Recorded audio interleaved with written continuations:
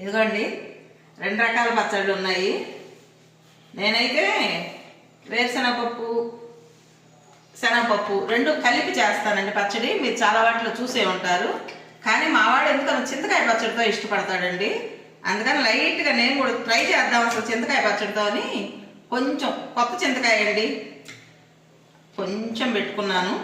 చూద్దాం ఎలా ఉంటుందో చింతకాయ పచ్చడితో. అంటే రాగి పిండి మంచి హెల్తీ దోశ కదండి.